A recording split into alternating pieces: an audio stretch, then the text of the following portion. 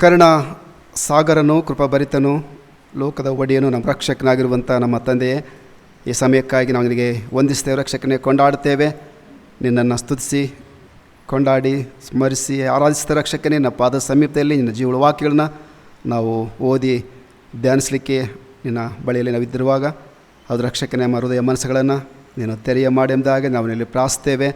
ಹೌದು ಕತ್ತನೆ, ಚಂಚಲವಾಗಿರ್ತಕ್ಕಂಥ ಸ್ವಭಾವಗಳ ಕತೆ ನಮಗೆ ಉಂಟಾಗುವಾಗ ಹೌದು ಕತ್ತನೆ, ಸೈತನ ಅನೇಕ ಕತ್ತನೆ ಆಲೋಚನೆಗಳನ್ನು ನಾವು ಮುಳುಗಿದಂಥವರಾಗಿ ವಾಕ್ಯದ ಧ್ಯಾನವನ್ನು ಮಾಡಲಿಕ್ಕೆ ರಕ್ಷಕನೇ ಸ್ಥಿರ ಮನಸ್ಸು ನಮಗೆ ಇಲ್ಲದಿರುವಾಗ ನೀನು ನಮಗೆ ಸ್ಥಿರ ಮನಸ್ಸನ್ನು ದಯಪಾಲಿಸು. ಸೈತಾನೆಲ್ಲ ತಂತ್ರೋಪಾಯಗಳ ಶಕ್ತಿಯನ್ನು ಆಲೋಚನೆಗಳ ರಕ್ಷಕನೇ ನೀನು ಪರಿಶುದ್ಧಾತ್ಮ ರಕ್ತ ಮೂಲಕವಾಗಿ ಲಯ ಮಾಡಿ ಹೌದು ರಕ್ಷಕನೇ, ನಿನ್ನನ್ನೇ ನಾವು ದೃಷ್ಟಿ ನೋಡುವಂಥ ಮನಸ್ಸು ನಮಗೆ ದಯಪಾಲಿಸು. ನಿನ್ನನ್ನು ದೃಷ್ಟಿ ನೋಡ್ತಕ್ಕಂಥ ಮಕ್ಕಳು ಅವರು ಪ್ರಕಾಶವನ್ನೇ ಕಂಡುಕೊಳ್ಳುತ್ತಾರೆ. ಅದಕ್ಕಾಗಿ ರಕ್ಷಕನೇ, ವಾಕ್ಯದ ಮೂಲಕವಾಗಿ ನಾವು ನಿನ್ನನ್ನು ದೃಷ್ಟಿ ನೋಡಿ ನಿನ್ನ ಶ್ರೇಷ್ಠವಾದಂಥ ಬೆಳಕನ್ನು ನಾವು ಕಂಡುಕೊಂಡು ಆ ಬೆಳಕಿನ ಮಾರ್ಗದಲ್ಲಿ ನಾವು ಮುಂದೆ ಸಾಗಲಿಕ್ಕೆ ನಿನ್ನ ಕೃಪೆ ದಯಪಾಲಿಸು. ವಾಕ್ಯ ಸಾರುವಂಥ ದಾಸರಂತನ್ನು ಕೂಡ ಕರುಣಿಸಿ ಕಾಪಾಡಿ ನಿನಗೆ ಬಾಯಿ ಎದುಕೊಂಡು ನಿನ್ನ ಮಾತನಾಡಿ ಸಾರಲ್ಪಡುವಂಥ ವಾಕ್ಯ ರಕ್ಷಕನೇ ಅದು ವ್ಯರ್ಥವಾಗಿ ಬಿದ್ದೋಗದೆ ಅನೇಕ ಹೃದಯಗಳಿಗೆ ನಾಟಿ ಆತ್ಮೀಕ ಒಂದು ಆಶೀರ್ವಾದದ ಮೂಲಕವಾಗಿ ಹೊಂದುವಂಥ ಕೃಪೆಗೆ ನಡೆಸಿ ಅಂದಾಗಿ ನಿನ್ನ ದಿವ್ಯ ನಾಮದಲ್ಲಿ ಬಹಳ ವಿನಯವಾಗಿ ಬೇಡಿಕೊಳ್ಳುತ್ತೇವೆ ತಂದೆ, ಆಮೇನ್.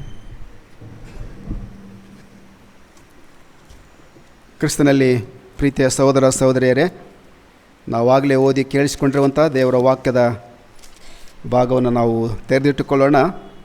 ಯೋಹಾನನ ಬರೆದ ಸುವಾರ್ತೆ 14ನೆಯ ಒಂದು ಅಧ್ಯಾಯದ ಒಂದು ವಾಕ್ಯವನ್ನು ನಿಮಗಾಗಿ ತಿರುಗಿ ನಾನು ಓದಲಿಕ್ಕೆ ಇಷ್ಟಪಡ್ತೇನೆ. ಈ ಒಂದು ವೇದವಾಕ್ಯ ಅದು 14ನೇ ಅಧ್ಯಾಯದ 6ನೇ ಒಂದು ವಚನವನ್ನು ನಾವು ಇಲ್ಲಿ ನೋಡಿಕೊಳ್ಳೋಣ. ಯೇಸು ಅವನಿಗೆ, ನಾನೇ ಮಾರ್ಗವೂ ಸತ್ಯವೂ ಜೀವವೂ ಆಗಿದ್ದೇನೆ.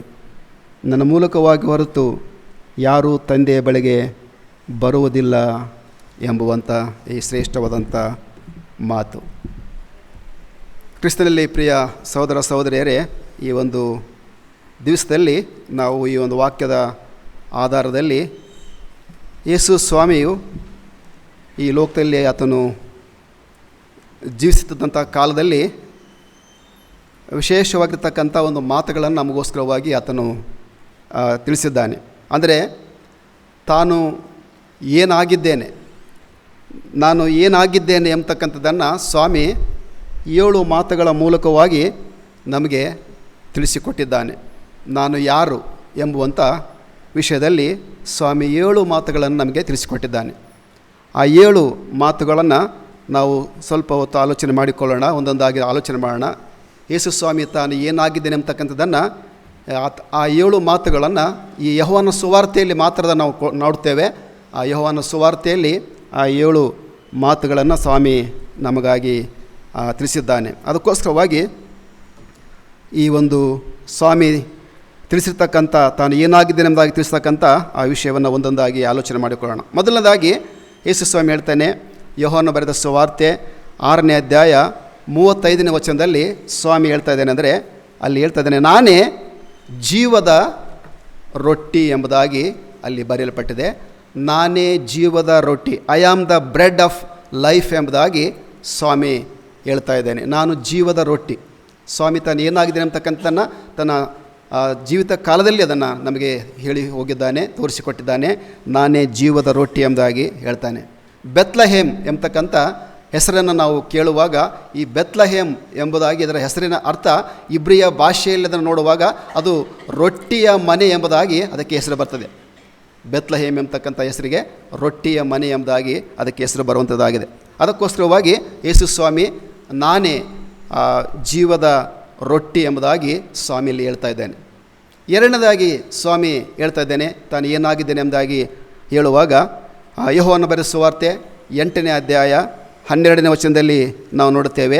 ಅಲ್ಲಿ ಸ್ವಾಮಿ ಹೇಳ್ತಾ ಇದ್ದೇನೆ ಏನಂದರೆ, ನಾನೇ ಲೋಕಕ್ಕೆ ಬೆಳಕು ಎಂಬುದಾಗಿ, I am the light off the world ಎಂಬುದಾಗಿ ಸ್ವಾಮಿ ನಮಗೆ ತಿಳಿಸಿಕೊಡ್ತಾ ಇದ್ದೇನೆ. ಆತನು ಏನಾಗಿದ್ದೇನೆ ಎಂಬುದಾಗಿ ಹೇಳುವಾಗ ನಾನು ಲೋಕದ ಬೆಳಕು ಎಂಬುದಾಗಿ ಸ್ವಾಮಿ ನಮಗೆ ತಿಳಿಸಿಕೊಟ್ಟಿದ್ದಾನೆ. ಯೇಸುವಿನ ಜನನ ನಕ್ಷತ್ರವು ಆತನ ಬರೋಣವನ್ನು ನಮಗೆ ತಿಳಿಸಿತು ಮತ್ತು ಯೇಸುವಿನ ಪಂಡಿತರನ್ನು ಆ ನಕ್ಷತ್ರ ಸ್ವಾಮಿಯ ಬಳಿಗೆ ಅದು ನಡೆಸಿಕೊಂಡು ಹೋಯಿತು ಎಂಬುದಾಗಿ ನೋಡ್ತಕ್ಕಂಥವರಾಗಿದ್ದೇವೆ. ಅದಕ್ಕೋಸ್ಕರವಾಗಿ ಮತ್ತು ಅಷ್ಟು ಮಾತ್ರವಲ್ಲ, ಯೇಸುವಿನ ಕ್ರೂಜೆ ಅದೇನಿದೆಯಲ್ಲ, ಆ ಯೇಸುವಿನ ಆ ಕ್ರೂಜೆ ಕತ್ತಲೆಯನ್ನು ಅದು ತೆಗೆದು ಹಾಕ್ತೆ ಎಂಬುದಾಗಿ ನೋಡ್ತೇವೆ. ಯೇಸು ಸ್ವಾಮಿ ಬೆಳಕಾಗಿ ಈ ಲೋಕಕ್ಕೆ ಆತನು ಬಂದಿದ್ದಾನೆ. ಕಾರ್ಗತ್ತಲಾದಂಥ ಪ್ರಪಂಚದಲ್ಲಿ ಬೆಳಕಾಗಿ ಆತನು ಬಂದಿರತಕ್ಕಂಥ ಕರ್ತನಾಗಿರೋದ್ರಿಂದ ಸ್ವಾಮಿ ನಮ್ಗೆ ಹೇಳ್ತಾ ಇದ್ದಾನೆ ಅಂದರೆ, I am the light off the world ಎಂಬುದಾಗಿ, ನಾನು ಈ ಲೋಕದ ಬೆಳಕೆಂಬುದಾಗಿ ಆತನು ಹೇಳ್ತೇನೆ. ಮೂರನೇದಾಗಿ ಸ್ವಾಮಿ ನಮ್ಗೆ ಹೇಳ್ತಾ ಇದ್ದಾನೆ ಅಂದರೆ, ತಾನು ಏನಾಗಿದ್ದೇನೆ ಅಂತಕ್ಕಂಥದ್ದನ್ನು ಯೋಹಾನ ಬರೆದ ಸುವಾರ್ತೆ 10ನೇ ಅಧ್ಯಾಯ 9ನೇ ವಚನವನ್ನು ನಾವು ಆಲೋಚನೆ ಮಾಡೋಣ. ಯೋಹಾನ 10:9 ಸ್ವಾಮಿ ನಮಗೆ ಹೇಳ್ತದೇನೆ ಅಂದರೆ, ನಾನೇ ಬಾಗಿಲು ಎಂಬುದಾಗಿ, ನಾನೇ ಆ ಬಾಗಿಲು ಎಂಬುದಾಗಿ ಸ್ವಾಮಿ ನಮಗೆ ಹೇಳ್ತಾಯಿದೆ. ಐ ಆಮ್ ದ ಡೋರ್ ಎಂಬುದಾಗಿ ಸ್ವಾಮಿ ನಮಗೆ ತಿಳಿಸಿಕೊಡ್ತಾ ಇದ್ದಾನೆ. ಯೇಸು ಸ್ವಾಮಿ ನಾನು ಬಾಗಿಲು ಎಂಬುದಾಗಿ ಯಾಕೆ ಹೇಳ್ತಾನೆ ಎಂಬುದಾಗಿ ನೋಡುವಾಗ, ಯೇಸು ಸ್ವಾಮಿ ಬಡಗಿಯಾಗಿರ್ತಕ್ಕಂಥ ಯೋಸೇಫನ ಮಗನು ಎಂಬುದಾಗಿ ನೋಡ್ತಕ್ಕಂಥವ್ರು ಆಗಿದ್ದೇವೆ. ಸಾಕು ತಂದೆ ಯೋಸೇಫನು ಆಗಿರುವಾಗ ಯೋಸೇಫನು ಆ ಬಡಗಿ ಆಗಿದ್ದುಕೊಂಡು ಬಳಿಗೆ ಕೆಲಸವನ್ನು ಮಾಡ್ತಾಯಿದ್ದ. ಯೇಸು ಸ್ವಾಮಿ ಸಹ ತಾನು ಬಾಲ್ಯದಲ್ಲಿ ತನ್ನ ತಂದೆಯ ಜೊತೆಯಲ್ಲಿ ಸೇರಿಕೊಂಡು ಆ ಒಂದು ತಂದೆಯ ಜೊತೆಯಲ್ಲಿ ಸಹಕಾರಿಯಾಗಿದ್ದುಕೊಂಡು ಕೆಲಸ ಮಾಡಿದ ಅನೇಕ ಬಾಗಿಲುಗಳನ್ನು ಸ್ವಾಮಿ ತಂದೆಯ ಜೊತೆಯಲ್ಲಿ ಸೇರಿಕೊಂಡು ಆತನು ಮಾಡಿದ ಎಂಬುದಾಗಿ ನಾವು ನೋಡ್ತಾ ಇದ್ದೇವೆ ಪ್ರಿಯರೇ. ಹಾಗಾದರೆ ಯೇಸು ಸ್ವಾಮಿ ಇಲ್ಲಿ ಹೇಳುವಂಥ ಮಾತಿಗೆ ಒಂದು ಅರ್ಥ ಇದೆ ಪ್ರಿಯರೇ. ಅದಕ್ಕೋಸ್ಕರವಾಗಿ ಸ್ವಾಮಿ ಹೇಳ್ತಾ ಇದ್ದಾನೆ, ನಾನೇ ಆ ಬಾಗಿಲು, ಐ ಆಮ್ ದ ಡೋರ್ ಎಂಬುದಾಗಿ ಸ್ವಾಮಿ ಮೂರನೇದಾಗಿ ಹೇಳ್ತಾ ಇದ್ದೇನೆ. 4ನೇದಾಗಿ ಸ್ವಾಮಿ ಹೇಳ್ತಾ ಇದ್ದೇನೆ ನಮಗೇನೆಂದರೆ, ಯೋಹಾನ ಬರೆದ ಸುವಾರ್ತೆ 10ನೇ ಅಧ್ಯಾಯ 11ನೇ ಒಂದು ವಚನದಲ್ಲಿ ನಾವು ನೋಡುವಾಗ 4ನೇದಾಗಿ ಸ್ವಾಮಿ ತಾನು ಏನಾಗಿದೆ ಅಂತಕ್ಕಂಥ ನಮಗೆ ಹೇಳುವಂಥ ಮಾತೇನೆಂದರೆ, ಯೋಹಾನ 10:11 ನೋಡ್ತಕ್ಕಂಥದ್ದು ಆಗಿದ್ದೇವೆ, ನಾನೇ ಒಳ್ಳೆ ಕುರುಬನು ಎಂಬುದಾಗಿ ಹೇಳ್ತಾ ಇದ್ದೇನೆ. I am the good shepherd ಎಂಬುದಾಗಿ ಸ್ವಾಮಿ ನಮಗೆ ತಿಳಿಸಿಕೊಡ್ತಾ ಇದ್ದೇನೆ. ನಾನು ಒಳ್ಳೆಯ ಕುರುಬ ಎಂಬುದಾಗಿ ಸ್ವಾಮಿ ತನ್ನ ಮಾತಿನ ಮೂಲಕವಾಗಿ ತಿಳಿಸಿಕೊಡ್ತಾ ಇದ್ದೇನೆ. ಯಾಕಂದರೆ ಯೇಸುವಿನ ಜನನದ ಸುವಾರ್ತೆಯನ್ನು ನಾವು ಆಲೋಚನೆ ಮಾಡುವಾಗ, ಪ್ರಪ್ರಥಮವಾಗಿ ಆ ಯೇಸುವಿನ ಜನನದ ಸುವಾರ್ತೆ ಅದು ಯಾರಿಗೆ ತಲುಪಿತೆ ಎಂಬುದಾಗಿ ನೋಡುವಾಗ, ಕುರುಬರಿಗೆ ಅದು ಆ ಯೇಸುವಿನ ಜನನದ ವಾರ್ತೆ ತಲುಪಿತೆ ಎಂಬುದಾಗಿ ನೋಡ್ತಕ್ಕಂಥವಾಗಿದ್ದೇವೆ. ಮತ್ತು ಅದೇ ಕುರುಬರು ನಾವು ಯೇಸುವಿಗೆ ಪ್ರಪ್ರಥಮವಾಗಿ ಒಂದು ಕಾಣಿಕೆಯನ್ನು ತೆಗೆದುಕೊಂಡು ಸ್ವಾಮಿಯನ್ನು ಆರಾಧಿಸಿ ಸ್ತುತಿಸಿ ಕೊಂಡಾಡಿತಕ್ಕಂಥವರು ಕುರುಬರೇ ಮೊದಲಿದವರು ಎಂಬುದಾಗಿ ನಾವು ನೋಡ್ತಕ್ಕಂಥವರಾಗಿದ್ದೇವೆ. ಆದ್ದರಿಂದ ಸ್ವಾಮಿ ಇಲ್ಲಿ ತಾನು ಹೇಳ್ತಾ ಇದ್ದೇನೆ, ನಾನೇ ಒಳ್ಳೆಯ ಕುರುಬನು, I am the good shepherd ಎಂಬುದಾಗಿ ಹೇಳ್ತಾನೆ. ಇನ್ನು 5ನೇದಾಗಿ ಸ್ವಾಮಿ ಹೇಳ್ತಾ ಇದ್ದಾನೆ, ಅದೇ ಯೋಹಾನ ಬರೆದ ಸುವಾರ್ತೆ 11ನೇ ಅಧ್ಯಾಯ 25ನೇ ವಚನದಲ್ಲಿ ಸ್ವಾಮಿ ಹೇಳ್ತಾ ಇದ್ದಾನೆ. ಏನು ಹೇಳ್ತಾ ಇದ್ದಾನೆ? 11ನೇ ಅಧ್ಯಾಯ 25ನೇ ವಚನದಲ್ಲಿ ಹೇಳ್ತಾ ಇದ್ದಾನೆ, ನಾನೇ ಪುನರುತ್ಥಾನವೂ ಜೀವವೂ ಆಗಿದ್ದೇನೆ ಎಂಬುದಾಗಿ ಸ್ವಾಮಿ ಹೇಳ್ತಾ ಇದ್ದಾನೆ. I am the resurrection and the life ಎಂಬುದಾಗಿ ಸ್ವಾಮಿ ನಮಗೆ ತಿಳಿಸಿಕೊಡ್ತಾ ಇದ್ದಾನೆ ಪ್ರಿಯರೇ. ಆತನು ಪುನರುತ್ಥಾನ ಜೀವವಾಗಿದ್ದಾನೆ. ಯಾಕಂದರೆ ಸತ್ತರೊಳಗಿಂದ ಎದ್ದು ಬಂದವರಲ್ಲಿ ಆತನೇ ಪ್ರಥಮ ಫಲ ಎಂಬುದಾಗಿ ನಾವು ದೇವರ ವಾಕ್ಯದಲ್ಲಿ ಓದ್ತೇವೆ ಪ್ರಿಯರೇ. ಹಾಗಾದರೆ ಆ ಪ್ರಥಮ ಫಲವಾಗಿದ್ದಾನೆ, ಆತನು ಜೀವವಾಗಿದ್ದಾನೆ. ಮತ್ತು ಈಗ ಆತನು ಸತ್ತರೊಳಗಿಂದ ಎದ್ದು ಬಂದು ಪ್ರಥಮ ಫಲವಾಗಿ ಆತನು ಪರಲೋಕಕ್ಕೆ ಹೇರಿ ಹೋಗಿ ಆ ತಂದೆಯ ಬಲಭಾಗದಲ್ಲಿ ಆತನು ಕುಳಿತುಕೊಂಡು ನಮಗೋಸ್ಕರವಾಗಿ ಆತನು ಅಲ್ಲಿಂದಲೇ ನಮಗೋಸ್ಕರವಾಗಿ ಆತನು ಪ್ರಾರ್ಥನೆ ಮಾಡುವಂಥ ಕರ್ತನು ಆತನು ಆಗಿದ್ದಾನೆ ಎಂಬುದಾಗಿ ನಾವು ದೇವರ ವಾಕ್ಯದಲ್ಲಿ ಓದ್ತೇವೆ ಪ್ರಿಯರೇ. ಹಾಗಾದರೆ ಆತನು ಹೇಳುವಂಥದ್ದು, ನಾನೇ ಪುನರುತ್ಥಾನವು ಜೀವವೂ ಆಗಿದ್ದೇನೆ, I am the resurrection and the life ಎಂಬುದಾಗಿ ಹೇಳ್ತಾನೆ. 5ನೇದಾಗಿ 6ನೇದಾಗಿ ಸ್ವಾಮಿ ಹೇಳ್ತಾ ಇದ್ದೀನಿ, ಇನ್ನೊಂದು ಮಾತನ್ನು ಸ್ವಾಮಿ ಹೇಳ್ತಾನೆ, ನಾನು ಏನಾಗಿದ್ದೇನೆ ಎಂಬುದಾಗಿ. ಅದೇ ಯೋಹಾನ ಸುವಾರ್ತೆ 14ನೇ ಅಧ್ಯಾಯ 6ನೇ ವಚನದಲ್ಲಿ ನಾವು ಓದಿ ಕೇಳಿಸಿಕೊಂಡಿದ್ದೇವೆ. ಆ ವಾಕ್ಯದ ಭಾಗದಲ್ಲಿ ಸ್ವಾಮಿ ಹೇಳ್ತಕ್ಕಂಥ ಮಾತೇನೆಂದರೆ, ನಾನೇ ಮಾರ್ಗವು ಸತ್ಯವೂ ಜೀವವೂ ಆಗಿದ್ದೇನೆ ಎಂಬುದಾಗಿ. I am the way and the truth and the life ಎಂಬುದಾಗಿ ಸ್ವಾಮಿ ಹೇಳ್ತಾ ಇದ್ದೇನೆ. ನಾನು ಮಾರ್ಗ ಸತ್ಯ ಜೀವ ಎಂಬುದಾಗಿ. ಯಾಕಂದರೆ ಈ ಒಂದು ಸತ್ಯ ಮಾರ್ಗ ಜೀವ ಯಾಕೆ ನಾನು ಆಗಿದ್ದೇನೆ ಎಂಬುದಾಗಿ ಹೇಳುವಾಗ ನೋಡಿ, ಪಾಪಿ ಮಾನವರ ಸುಮಾರ್ಗಗಳು ಯಾವುವು ಎಂಬುದಾಗಿ ಆಲೋಚನೆ ಮಾಡುವಾಗ ಅಲ್ಲಿ ನಾವು ನೋಡ್ತೇವೆ, ಅದು ಕರ್ಮ ಮಾರ್ಗ, ಭಕ್ತಿ ಮಾರ್ಗ, ಜ್ಞಾನ ಮಾರ್ಗ ಎಂಬುದಾಗಿ ಕರೆಯಲ್ಪಟ್ಟಿದೆ. ಪಾಪಿ ಮಾನವರಾಗಿರ್ತಕ್ಕಂಥ ಮಾರ್ಗಗಳು ಈ 3 ಮಾರ್ಗಗಳಾಗಿವೆ. ಆದರೆ ಯೇಸು ಕ್ರಿಸ್ತನು ನಮಗೆ ತಿಳಿಸುವಂಥ ಆ ಜೀವ ಮಾರ್ಗ ಅದು ಯಾವುದೆಂಬುದಾಗಿ ನಾವು ನೋಡುವಾಗ, ಯೇಸು ಸ್ವಾಮಿಯ ಮಾರ್ಗ ಯಾವುದೆಂಬುದಾಗಿ ನೋಡುವಾಗ ಅದು ವಿಶ್ವಾಸದ ಮಾರ್ಗ, ಇಲ್ಲವೇ ಕೃಪೆಯ ಮಾರ್ಗ ಎಂಬುದಾಗಿ ನಾವು ನೋಡ್ತೇವೆ. ಆದ್ದರಿಂದ ಆ ವಿಶ್ವಾಸದ ಮಾರ್ಗ, ಕೃಪೆಯ ಮಾರ್ಗ ಸ್ವಾಮಿಯೇ ನಮಗೆ ಆಗಿರುವುದರಿಂದ ಆತ ನಮಗೆ ಹೇಳ್ತಾ ಇದ್ದಾನೆ, ನಾನೇ ಮಾರ್ಗವು ಸತ್ಯವೂ ಜೀವವೂ ಆಗಿದ್ದೇನೆ ಎಂಬುದಾಗಿ.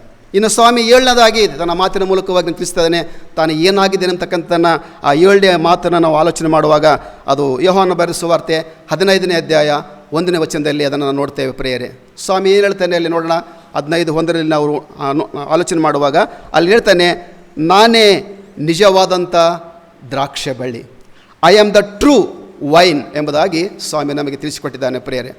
ಆತನು ಯಾಕೆ ನಾನು ನಿಜವಾದಂಥ ದ್ರಾಕ್ಷಿ ಬಳ್ಳಿ ಎಂಬುದಾಗಿ ಹೇಳುವಾಗ, ಯೇಸುವಿನ ಒಂದು ಪ್ರಥಮವಾದಂಥ ಅದ್ಭುತ ಕಾರ್ಯ ಅದು ಕಾನಾ ಊರಿನಲ್ಲಿ ಅದು ಆಯ್ತು ಎಂಬುದಾಗಿ ನೋಡ್ತಕ್ಕಂಥವ್ರು ಆಗಿದ್ದೇವೆ. ಆತನು ಒಂದು ಮದುವೆಗೆ ಆಗಿ ಅಲ್ಲಿ ಹೋಗಿದ್ದ. ಅಲ್ಲಿ ಮದುವೆಯಲ್ಲಿ ದ್ರಾಕ್ಷರಸ ಕಡಿಮೆ ಬಿದ್ದಾಗ ಆ ಪ್ರಥಮವಾದಂಥ ಅದ್ಭುತ ಕಾರ್ಯವನ್ನು ಆತನಲ್ಲಿ ಮಾಡ್ತಾನೆ. ನೀರನ್ನು ದ್ರಾಕ್ಷರಸವನ್ನಾಗಿ ಅದನ್ನು ಮಾಡಿದ ಎಂಬುದಾಗಿ, ಅದ್ಭುತವನ್ನು ಮಾಡಿದ ಎಂಬುದಾಗಿ ಹೇಳ್ತೇವೆ. ಅದಕ್ಕೋಸ್ಕರವಾಗಿ ಸ್ವಾಮಿ ಹೇಳುವಂಥ ಮಾತೇನೆಂದರೆ, I am the true vine ಎಂಬುದಾಗಿ, ನಾನು ನಿಜವಾಗಿರ್ತಕ್ಕಂಥ ದ್ರಾಕ್ಷೆ ಬಳ್ಳಿ ಎಂಬುದಾಗಿ ಹೇಳ್ತಾನೆ. ಹೀಗೆ ಸ್ವಾಮಿ ತನ್ನ ಜೀವನದಲ್ಲಿ ತಾನು ಏನಾಗಿದ್ದೇನೆ ಎಂಬತಕ್ಕಂಥ ಸತ್ಯವನ್ನು ಈ 7 ಮಾತುಗಳ ಮೂಲಕವಾಗಿ ನಮಗೆ ತಿಳಿಸಿಕೊಟ್ಟಿದ್ದಾನೆ ಪ್ರಿಯರೇ. ಈ ಒಂದು 7 ಮಾತುಗಳನ್ನು ನಾವು ಸ್ವಾಮಿ ಹೇಳ್ತಕ್ಕಂಥ ಮಾತುಗಳನ್ನು ನಾವು ದಿವಸದಲ್ಲಿ ಧ್ಯಾನ ಮಾಡಲಿಕ್ಕೆ ನಾವು ಹೋಗ್ತಾ ಇದ್ದೇವೆ. 7 ಮಾತುಗಳನ್ನು ಒಂದೇ ದಿವಸದಲ್ಲಿ ಅದನ್ನು ಧ್ಯಾನ ಮಾಡಿ ಮುಗಿಸ್ಲಿಕ್ಕೆ ಆಗೋದಿಲ್ಲ. ಅದಕ್ಕೋಸ್ಕರವಾಗಿ ಈ 7 ಮಾತುಗಳಲ್ಲಿ ಒಂದು ಮಾತನ್ನು ನಾನು ಈ ದಿವಸದಲ್ಲಿ ನಿಮಗೋಸ್ಕರವಾಗಿ ನಾನು ಆಯ್ಕೆ ಮಾಡಿಕೊಂಡು ಆ ಒಂದು ಮಾತಿನ ವಿಷಯದಲ್ಲಿ ನಾವು ಸ್ವಲ್ಪ ಆಲೋಚನೆ ಇವತ್ತು ಮಾಡಿಕೊಳ್ಳೋಣ ಪ್ರಿಯರೇ. ಆ ಒಂದು ವಾಕ್ಯದ ಯಾವುದೆಂಬುದಾಗಿ ನೋಡುವಾಗ ಯೇಸು ಸ್ವಾಮಿ ಹೇಳ್ತಕ್ಕಂಥ 6ನೇ ಒಂದು ಮಾತು ಅದೇನೆಂದರೆ, ನಾನೇ ಮಾರ್ಗವು ಸತ್ಯವು ಜೀವವು ಆಗಿದ್ದೇನೆ ಎಂಬತಕ್ಕಂಥ ಒಂದು ಮಾತನ್ನು ನಾವು ಇಲ್ಲಿ ಆಲೋಚನೆ ಮಾಡಿಕೊಳ್ಳೋಣ ಪ್ರಿಯರೇ. ಯೇಸುವು ನಾನೇ ಮಾರ್ಗವು ಸತ್ಯವು ಮತ್ತು ಜೀವವು ನಾನೇ ಆಗಿದ್ದೇನೆ ಎಂಬುದಾಗಿ ಹೇಳ್ತಕ್ಕಂಥ ಈ ಒಂದು ಮಾತನ್ನು ನಾವು ಸ್ವಲ್ಪ ಆಲೋಚನೆ ಮಾಡಿಕೊಳ್ಳೋಣ ಪ್ರಿಯರೇ. ಯೇಸು ಸ್ವಾಮಿ ನಾನೇ ಮಾರ್ಗ ಸತ್ಯ ಜೀವ ಎಂಬುದಾಗಿ ಆತನು ಹೇಳುವಾಗ ನಾವು ನೋಡ್ತೇವೆ, ನಿತ್ಯ ಜೀವಕ್ಕೆ ನಡೆಸುವಂಥ ಸತ್ಯವಾದಂಥ ಮಾರ್ಗ ಅದು ನಾನೇ ಎಂಬುದಾಗಿ ಸ್ವಾಮಿ ಹೇಳ್ತಾನೆ. ನಾನು ಎಂಬುದಾಗಿ ಸ್ವಾಮಿ ಹೇಳ್ತಾ ಇಲ್ಲ. ನಾನು ಅಂತ ಅನ್ನೋದಾದರೆ 10 ಮಾರ್ಗಗಳಲ್ಲಿ ನಾನು ಸಹ ಒಂದು ಮಾರ್ಗ ಎಂಬುದಾಗಿ ಸ್ವಾಮಿ ಹೇಳ್ತಾ ಇಲ್ಲ. ನಿತ್ಯ ಜೀವಕ್ಕೆ ನಡೆಸುವಂಥ ಒಂದೇ ಒಂದು ಮಾರ್ಗ ಇದೆ. ಆ ಒಂದು ಮಾರ್ಗವೇ ಅದು ನಾನೇ, ಬೇರೆ ಯಾರಲ್ಲ. ನೋಡಿ, ಖಂಡಿತವಾಗಿರ್ತಕ್ಕಂಥ ಒಂದು ಮಾರ್ಗ ಸ್ವಾಮಿ ಅಂತ ಹೇಳ್ತಾ ಇದ್ದೇನೆ. ನಾನೇ ಮಾರ್ಗ ಸತ್ಯ ಜೀವ ನಾನೇ ಎಂಬುದಾಗಿ ಸ್ವಾಮಿ ಹೇಳ್ತೇನೆ. ನಾನಲ್ಲದೆ ಯಾರೂ ಸಹ ತಂದೆಯ ಬಳಿಗೆ ಬರಲಿಕ್ಕೆ ಆಗೋದಿಲ್ಲ. ನನ್ನ ಮೂಲಕವಾಗಿ ಎಲ್ಲರ ತಂದೆಯ ಬಳಿಗೆ ಹೋಗಲಿಕ್ಕೆ ಸಾಧ್ಯ ಇದೆ. ನಾನಲ್ಲದೆ ತಂದೆಯ ಬಳಿಗೆ ಹೋಗಲಿಕ್ಕೆ ನಿಮ್ಮಿಂದ ಸಾಧ್ಯ ಇಲ್ಲ. ಆದ್ದರಿಂದ ನಾನೇ ಮಾರ್ಗ ಸತ್ಯ ಜೀವ ಎಂಬುದಾಗಿ ಆತ ನಮಗೆ ಬೋಧಿಸಿದ್ದಾನೆ. ಆತನು ಆ ಮಾರ್ಗ ಎಂಬುದಾಗಿ ಬರೀ ಬೋಧಿಸಲ್ಲ ಪ್ರಿಯರೇ, ಆ ಮಾರ್ಗದಲ್ಲಿ ನಮಗೆ ಬರೀ ಬೋಧನೆ ಮಾಡಿ ಹೋಗಲಿಲ್ಲ. ಆ ಮಾರ್ಗದಲ್ಲಿ ತಾನೇ ನಡೆದು ನಮಗೆ ಮಾರ್ಗದರ್ಶಕನಾಗಿದ್ದುಕೊಂಡು ಸ್ವಾಮಿ ನಮಗೆ ತೋರಿಸಿಕೊಟ್ಟಿದ್ದಾನೆ ಪ್ರಿಯರೇ. ಆ ಮಾರ್ಗದಲ್ಲಿ ಆತನು ನಡೆದು ಹೋಗಿದ್ದಾನೆ ಪ್ರಿಯರೇ. ಅದಕ್ಕೋಸ್ಕರವಾಗಿ ಆ ಮಾರ್ಗದಲ್ಲಿ ನಡೆದು ಹೋಗಿ ನಮಗೆ ಮಾರ್ಗದರ್ಶಕನಾಗಿದ್ದುಕೊಂಡು ಆತನು ನಡೆದು ನಮಗೆ ತೋರಿಸಿಕೊಟ್ಟಿದ್ದರಿಂದ ಯೇಸು ಸ್ವಾಮಿ ಒಂದು ಮಾತನ್ನು ನಮಗೆ ಹೇಳ್ತಾ ಇದ್ದೇನೆ. ಏನು ಹೇಳ್ತದೆ ನೋಡೋಣ. ಮತ್ತನೇ ಬರೀ ಸುವಾರ್ತೆ 7ನೇ ಅಧ್ಯಾಯ 13-14 ನಮಗೆ ಹೇಳ್ತಾ ಇದ್ದೇನೆ ಒಂದು ಮಾತನ್ನು ಓದೋಣ. ಮತ್ತಾಯ 7:13-14 ಏನು ಹೇಳ್ತಾನೆ?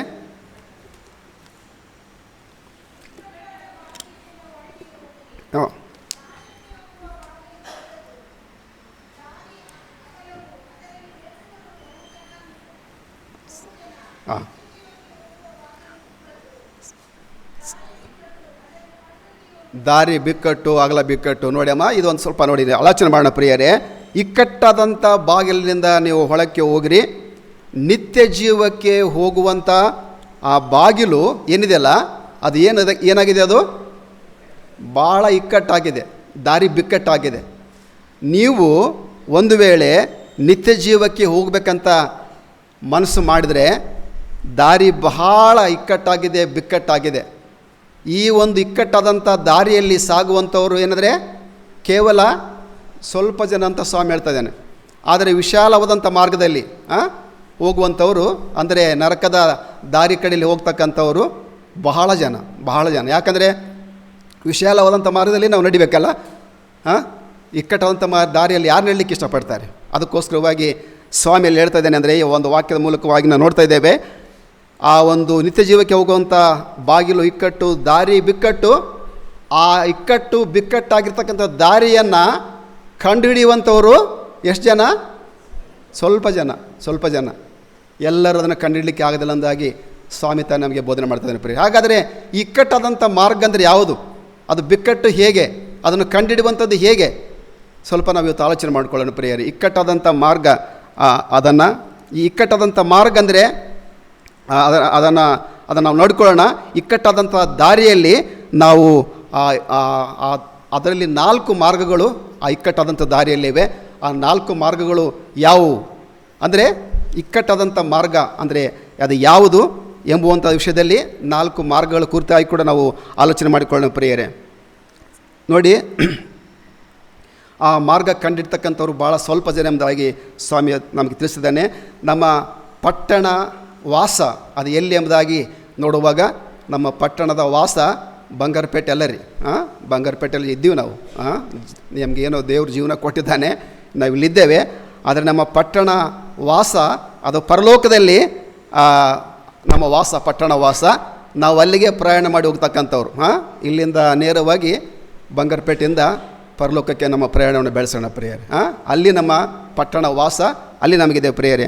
ಆ ಪಟ್ಟಣದ ವಾಸ, ಆ ಪಟ್ಟಣ ವಾಸ ಪರಲೋಕದಲ್ಲಿ ಅಲ್ಲಿಗೆ ನಮ್ಮ ಪ್ರಯಾಣ.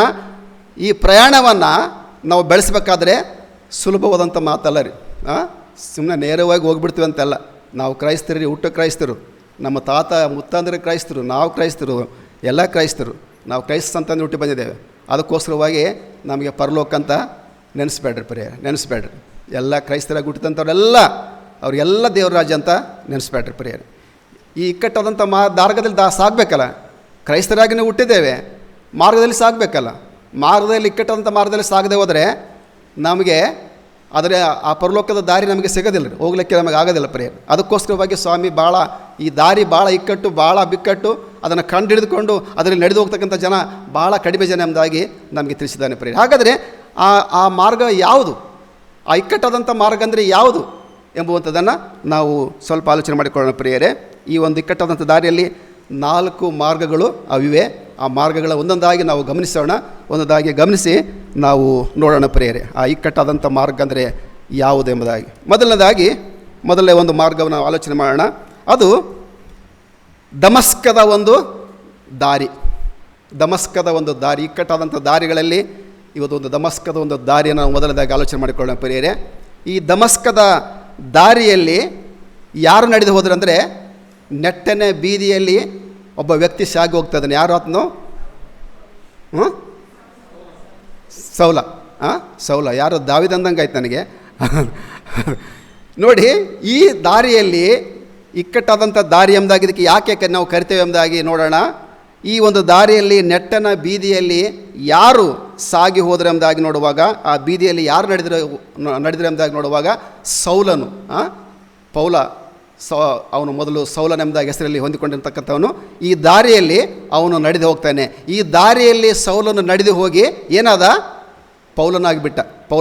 ಅಂದರೆ ಪರಿವರ್ತನೆಯನ್ನು ಆ ದಾರಿಯಲ್ಲಿ ಅವನು ಹೊಂದಿಕೊಂಡ ಎಂಬುದಾಗಿ ನೋಡ್ತಕ್ಕಂಥವ್ರಾಗಿದೆ. ಅಂದರೆ ಪರಿವರ್ತನೆಯನ್ನು ನಾವು ಹೊಂದದಿದ್ದರೆ, ನಾವು ತಿರುಗಿ ಹುಟ್ಟದಿದ್ದರೆ ದೇವರ ರಾಜ್ಯಕ್ಕೆ ಸೇರೋದಿಲ್ಲ. ಮಾನಸಾಂತರದಂಥ ಜೀವನ, ತಿರುಗಿ ಹುಟ್ಟದಿರತಕ್ಕಂಥ ಜೀವನ, ಅದು ದೇವರ ರಾಜ್ಯಕ್ಕೆ ನಮ್ಮನ್ನು ನಡೆಸಲಿಕ್ಕೆ ಸಾಧ್ಯವೇ ಇಲ್ಲ ಎಂಬುದಾಗಿ ನೋಡ್ತಕ್ಕಂಥವ್ರಾಗಿದ್ದೇವೆ. ಸೌಲನು ಆ ದಾರಿಯಲ್ಲಿ ಸಾಗಿ ಹೋಗಿ ಅವನು ಪೌಲನಾದನು ಎಂಬುದಾಗಿ ನೋಡ್ತಕ್ಕಂಥವ್ರಾಗಿದ್ದೇವೆ. ಹೆಸರು ಬದಲಾಯಿಸ್ಕೊಂಡ.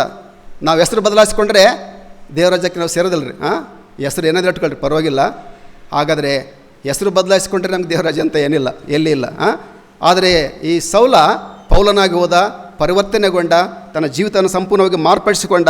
ಅದೇನೆಂದರೆ ಮಾರ್ಪಾಟು ಜೀವನ ಎಂಬುದಾಗಿ ಹೇಳುವಾಗ ಅದು ಹೃದಯ ಮಾರ್ಪಾಟಾಗಬೇಕು. ಹೆಸರು ಮಾರ್ಪಾಟಾಗುವಂಥದ್ದಲ್ಲ, ಹೆಸರು ಬದಲಾಯಿಸ್ಕೊಳ್ಳುವಂಥದ್ದಲ್ಲ, ಅದು ಹೃದಯ ಮಾರ್ಪಾಟಾಗಬೇಕೆಂಬುದಾಗಿ, ಮನಸ್ಸು ದೇವರ ಕಡೆಗೆ ತಿರುಗಿಸಬೇಕೆಂಬುದಾಗಿ ದೇವರ ಕೇಳ್ತಕ್ಕಂಥದ್ದಾಗಿದೆ ಪ್ರಿಯ. ಹಾಗಾದರೆ ಆ ಒಂದು ಸಭೆಯನ್ನು ಹಿಂಸೆ ಪಡಿಸಿರ್ತಕ್ಕಂಥ ಆ ಸೌಲನು ಹೊರಟು ಹೋಗಿ ಅವನು ಮಾನಸಾಂತರದ ಮೂಲಕವಾಗಿ ಆ ಸಭೆಯ ಹಿಂಸೆ ಪಡಿಸ್ತಕ್ಕಂಥ ಆ ಸೌಲನು ಸಭೆಯ ಶಿರಸ್ಸಾದ ಎಂಬುದಾಗಿ ನೋಡ್ತೇವೆ. ಪರಿವರ್ತನೆ ಹೊಂದಿದಂಥ ಜೀವನದ ಮೂಲಕವಾಗಿ ಆ ಸಭೆಗೆ ಅವನು ಶಿರಸ್ಸಾದ ಎಂಬುದಾಗಿ ನೋಡ್ತಕ್ಕಂಥ, ಕ್ರಿಸ್ತನನ್ನು ಕಂಡುಕೊಂಡನು, ಪರಿವರ್ತನೆಯನ್ನು ಹೊಂದಿಕೊಂಡನೆಂಬುದಾಗಿ ನೋಡ್ತಕ್ಕಂಥವರಾಗಿದ್ದೇವೆ.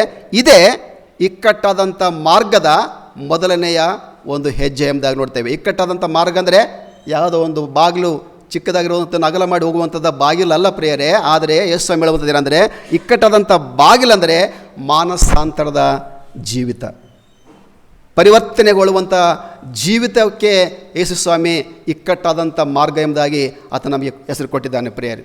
ಇದು ನಮ್ಮನ್ನು ಕಂಡಿಡ್ಕೊಂಡು ಹೋಗ್ತಕ್ಕಂಥವ್ರು ಭಾಳ ಕಡಿಮೆ ಎಂಬುದಾಗಿ ಸ್ವಾಮಿ ಅದಕ್ಕೆ ಹೇಳ್ತಾನೆ. ಅದಕ್ಕೋಸ್ಕರವಾಗಿ ಈ ಪೌಲ ಆ ಮಾರ್ಗವನ್ನು ಅವನು ಕಂಡುಹಿಡಿದುಕೊಂಡ. ಅದಕ್ಕೋಸ್ಕರವಾಗಿ ಆ ಇಕ್ಕಟ್ಟಾದಂಥ ಮಾರ್ಗದಲ್ಲಿ ಅವನು ಸಾಗಿದೆ ಎಂಬುದಾಗಿ ನೋಡ್ತಕ್ಕಂಥದ್ದಾಗಿದೆ ಪ್ರಿಯರೇ. ಮಾನಸಾಂತರದ ಜೀವಿತದ ಮೂಲಕವಾಗಿ ಆ ದಾರಿಯನ್ನು ಅವನು ಕಂಡುಕೊಂಡ ಎಂಬುದಾಗಿ ನೋಡ್ತಕ್ಕಂಥವ್ರಾಗಿದೆ ಪ್ರಿಯರೇ. ನಾವು ಕೇವಲ ಕ್ರೈಸ್ತರು ಎಂಬುದಾಗಿ ಹೆಸರು ಹೇಳಿಕೊಂಡು ಜೀವನ ಮಾಡಿದರೆ ಸಾಕಾಗೋದಿಲ್ಲ ಪ್ರಿಯರೇ.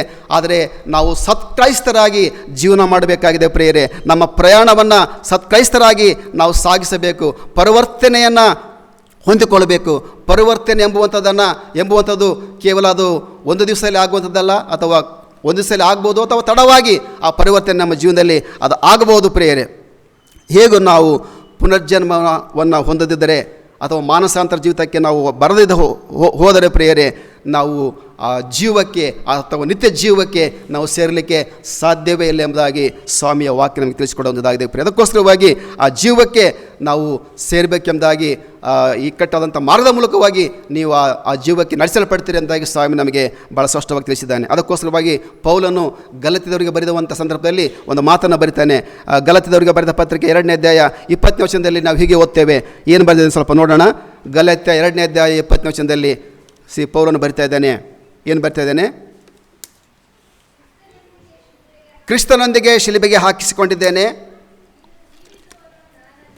ಇನ್ನು ಜೀವಿಸುವವನು ನಾನಲ್ಲ, ಕ್ರಿಸ್ತನು ನನ್ನಲ್ಲಿ ಜೀವಿಸ್ತಾನೆ ಎಂಬುದಾಗಿ ನೋಡ್ತೇವೆ ಪ್ರಿಯರೇ. ಹೌದು ಪ್ರಿಯರೇ, ಈ ಇಕ್ಕಟ್ಟಾದಂಥ ದಾರಿಯನ್ನು ಕಂಡುಹಿಡಿದುಕೊಂಡಿರ್ತಕ್ಕಂಥ ಆ ಪೌಲನು ಮಾನಸಾಂತರ ಜೀವಿತದ ಮೂಲಕವಾಗಿ, ಪರಿವರ್ತನೆಯ ಜೀವಿತದ ಮೂಲಕವಾಗಿ ಆತನು ಸಂಪೂರ್ಣವಾಗಿರ್ತಕ್ಕಂಥ ಆ ಇಕ್ಕಟ್ಟಾದಂಥ ದಾರಿಯ ಮೂಲಕವಾಗಿ ಆತನ ಕಂಡುಕೊಂಡಿರೋದ್ರಿಂದ, ಆ ದಾರಿಯನ್ನು ಕಂಡುಕೊಂಡಿದ್ದರಿಂದ ಅವನು ಹೇಳ್ತಾನೆ, ನಾನು ಕ್ರಿಸ್ತನೊಂದಿಗೆ ನಾನು ಶಿಲುಬೆಗೆ ಹಾಕಿಸ್ಕೊಂಡು ಬಿಟ್ಟಿದ್ದೇನೆ, ಇನ್ನು ಜೀವನ ಮಾಡ್ತಕ್ಕಂಥವನು ನಾನಲ್ಲ, ಯೇಸು ಕ್ರಿಸ್ತನೇ ನನ್ನಲ್ಲಿ ಜೀವಿಸ್ತಾನೆ ಎಂಬುದಾಗಿ. ಹಾಗಾದರೆ ಮಾನಸಾಂತರದ ಮೂಲಕವಾಗಿ, ಪರಿವರ್ತನೆ ಜೀವಿತದ ಮೂಲಕವಾಗಿ ಅವನು ಆ ಇಕ್ಕಟ್ಟಾದಂಥ ದಾರಿಯನ್ನು ಪ್ರವೇಶ ಮಾಡಲಿಕ್ಕೆ ಸಂಪೂರ್ಣವಾಗಿ ತನ್ನನ್ನು ಆ ದೇವರಲ್ಲಿ ಒಪ್ಪಿಸಿಕೊಟ್ಟಂಥವನು ಅವನಾಗಿದ್ದಾನೆ. ಆ ಜೀವಿತವನ್ನು ಕಂಡುಹಿಡಿದುಕೊಂಡಂಥವನು ಆಗಿದ್ದಾನೆ. ಅದಕ್ಕೋಸ್ಕರವಾಗಿ ಕ್ರಿಸ್ತನೊಟ್ಟಿಗೆ ಆತನು ಶಿಲುಬೆಗೆ ಹಾಕಿಸಿಕೊಂಡ ಪ್ರಿಯರೇ. ಇಕ್ಕಟ್ಟಾದಂಥ ದಾರಿ ಎಂಬುದಾಗಿ ಹೇಳುವಾಗ ಬೇರೆ ಏನಲ್ಲ ಪ್ರಿಯರೇ, ಅದು ಮಾನಸಾಂತರದ ಜೀವಿತ ಎಂಬುದಾಗಿ ನಾವು ನೋಡ್ತೇವೆ.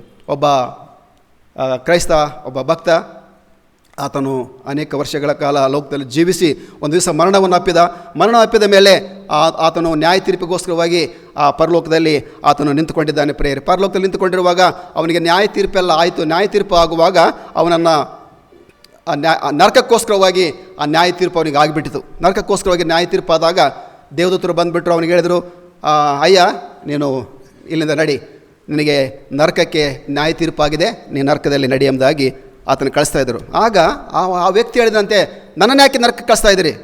ದೇವದೂತರ ಜೊತೆಯಲ್ಲಿ ವಾಗ್ವಾದ ಕೇಳಿದಂತೆ ಆತನ, ನಾನು ಒಳ್ಳೆಯ ಮನುಷ್ಯ, ನಾನು ಈ ಲೋಕದಲ್ಲಿ ಇರುವಾಗ ನಾನು ಭಾಳ ಒಳ್ಳೆಯ ಕಾರ್ಯಗಳನ್ನು ಮಾಡಿದ್ದೇನೆ, ಒಳ್ಳೆಯ ವಿಷಯಗಳನ್ನು ನಾನು ಆಲೋಚನೆ ಮಾಡಿದ್ದೇನೆ, ಎಲ್ಲರಿಗೂ ಒಳ್ಳೆಯದನ್ನೇ ಮಾಡಿದ್ದೇನೆ, ನಾನು ಎಂದೂ ಸಹ ಪಾಪ ಮಾಡಲಿಲ್ಲ, ನಾನು ಪಾಪಿನೇ ಇಲ್ಲ, ಒಂದು ಪಾಪ ಕೂಡ ನಾನು ಮಾಡಿಲ್ಲ, ಇಂಥವನನ್ನು ನರಕಕ್ಕೆ ಕಳಿಸ್ತಾ ಇದ್ದೀರಾ?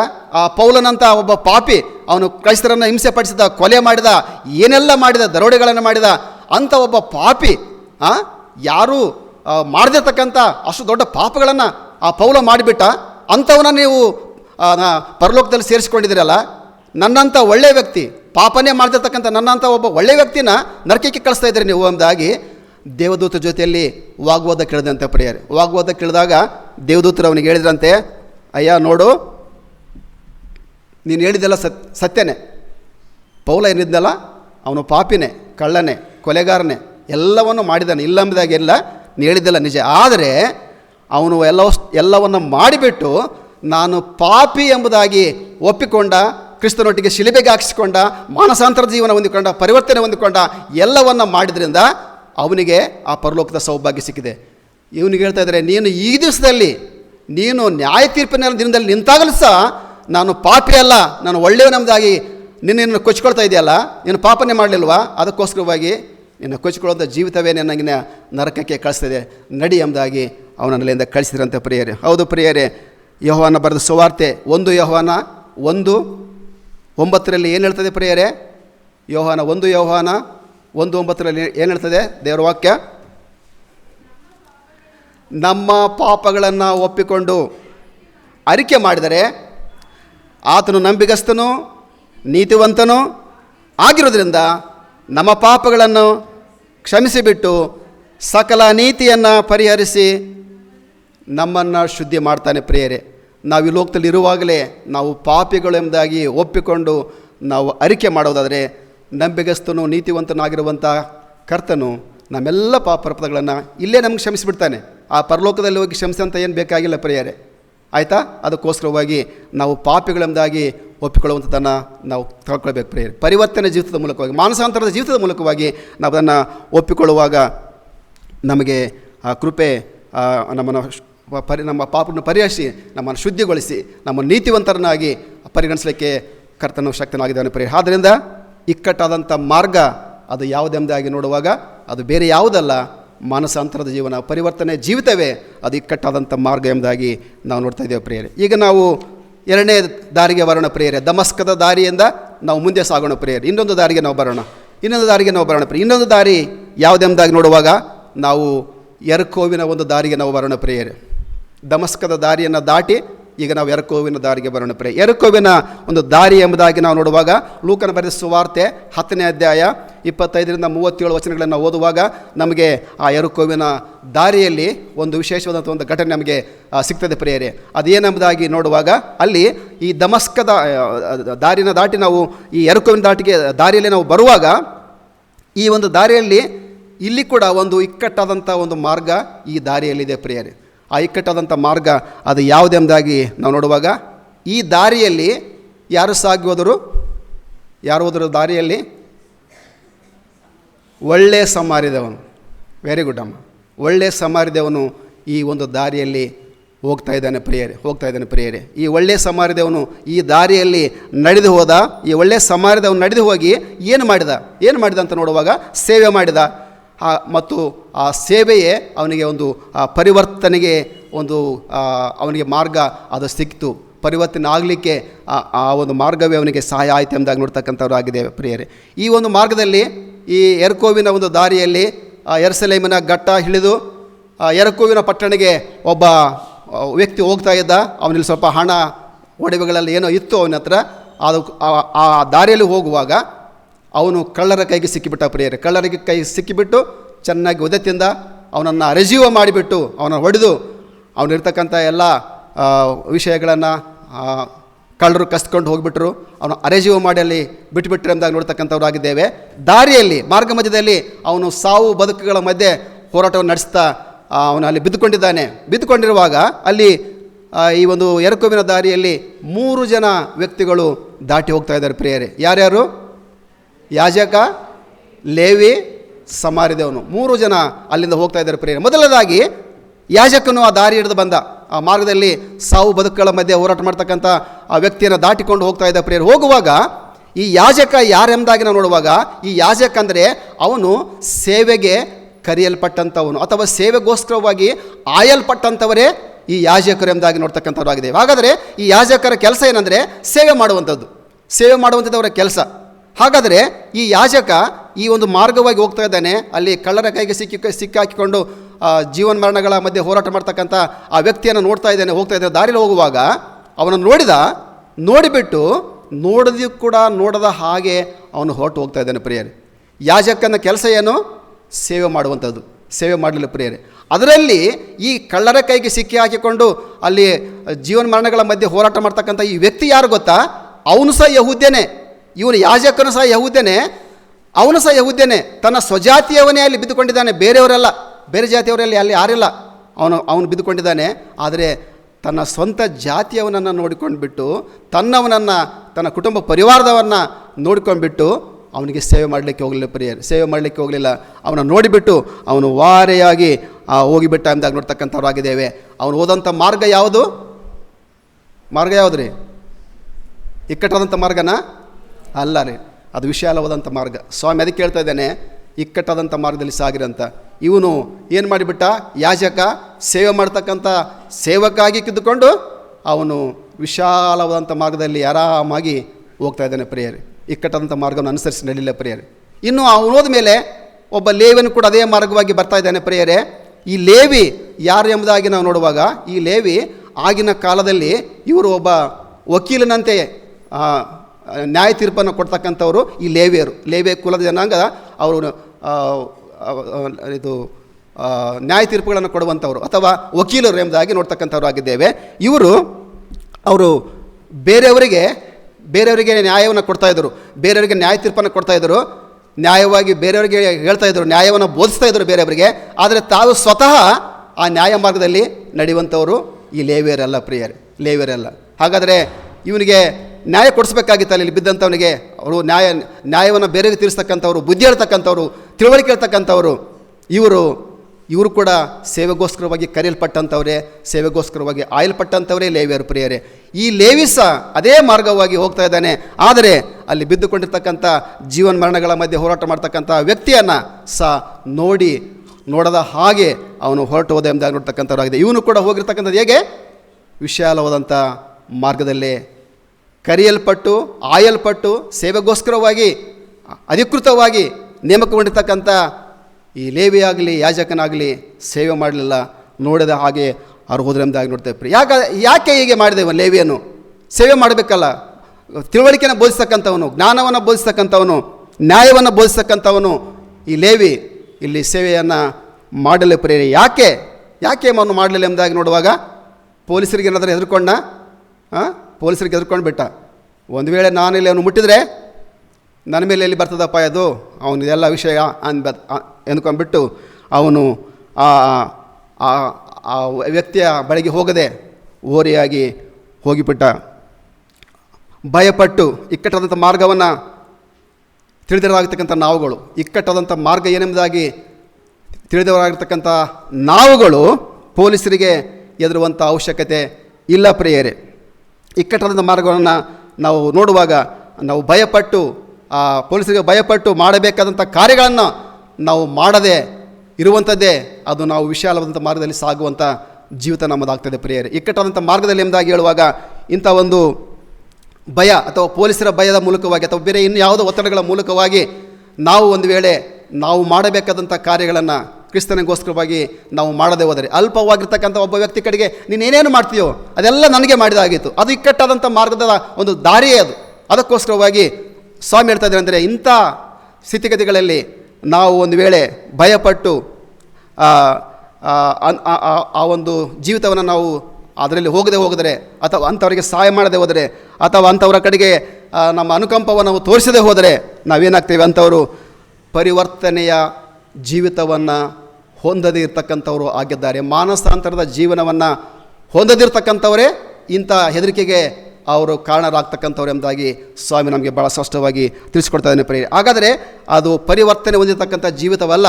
ಇತರರಿಗೆ ಎದುರಿ, ಜನಗಳಿಗೆ ಎದುರಿ, ಅವರೇನು ಹೇಳ್ತಾರೋ ಇವರೇನು ಅಂದ್ಕೊಂತಾರೋ ಎಂಬುದಾಗಿ ಹೇಳಿಕೊಂಡು ನಾವು ಮಾಡದಿರುವಂಥ ಸೇವೆಯನ್ನು ಮಾಡಬೇಕಾಗ್ತಕ್ಕ ಸೇವೆಯನ್ನು ನಾವು ಮಾಡದಿರುವಾಗ ಅದು ನಾವು ವಿಶಾಲವಾದಂಥ ಮಾರ್ಗದಲ್ಲೇ ಸಾಗಿರ್ತಕ್ಕಂಥವ್ರು ನಾವಾಗಿದ್ದೇವೆ. ಇಕ್ಕಟ್ಟಾದಂಥ ಮಾರ್ಗವನ್ನು ಅನುಸರಿಸಿ ನಡೆಯುವಂಥವ್ರು ನೀವಲ್ಲ ಎಂಬುದಾಗಿ ನಮಗೆ ದೇವರ ವಾಕ್ಯ ತಿಳಿಸ್ಕೊಳ್ತಾಗಿದೆ ಪ್ರಿಯರೇ. ವಿಶಾಲವಾದಂಥ ಮಾರ್ಗವನ್ನು ನಾವು ಅನುಸರಿಸ್ಕೊಂತ ಅದಕ್ಕೋಸ್ಕರವಾಗಿ ದೇವರ ವಾಕ್ಯ ನಮಗೆ ಹೇಳ್ತದೇನೆಂದರೆ, ಆ ಮನಸ್ಸಾಕ್ಷಿಗೆ ವಿರೋಧವಾಗಿ ನಾವು ಯಾವುದನ್ನು ಸಹ ನಾವು ಮಾಡಬಾರ್ದು ಎಂಬುದಾಗಿ, ಮನಸ್ಸಾಕ್ಷಿಗೆ ವಿರೋಧವಾಗಿ ಯಾವುದನ್ನು ಕೂಡ ಮಾಡಬಾರ್ದು. ಅದಕ್ಕೋಸ್ಕರವಾಗಿ ದೇವರ ವಾಕ್ಯ ಹೇಳ್ತದೆ, conscience is the candle of the lord ಎಂಬುದಾಗಿ ಇಲ್ಲಿ ಬರೆಯಪಟ್ಟಿದೆ. ಮನಸ್ಸಾಕ್ಷಿ ಎಂಬುವಂಥದ್ದು ಅದು ಯೆಹೋವನ ದೀಪ. ಅದು ಮನಸ್ಸಾಕ್ಷಿ, ನಮ್ಮ ಮನಸ್ಸಾಕ್ಷಿ ಎಂಬುವಂಥದ್ದು ದೇವರ ದೀಪವಾಗಿದೆ. ಅದಕ್ಕೋಸ್ಕರವಾಗಿ ಅಂಥ ಮನಸ್ಸಾಕ್ಷಿ ಎಂಬತಕ್ಕಂಥ ದೀಪವನ್ನು ನಾವು ನಂದಿಸಬಾರ್ದು, ಅದನ್ನು ಆರಿಸಬಾರ್ದು. ಆ ಮನಸ್ಸಾಕ್ಷಿ ಎಂಬತಕ್ಕಂಥ ದೀಪಕ್ಕೆ ಆತ್ಮನ ಎಣ್ಣೆಯನ್ನು ನಾವು ಅದಕ್ಕೆ ಒಯ್ಯಬೇಕು.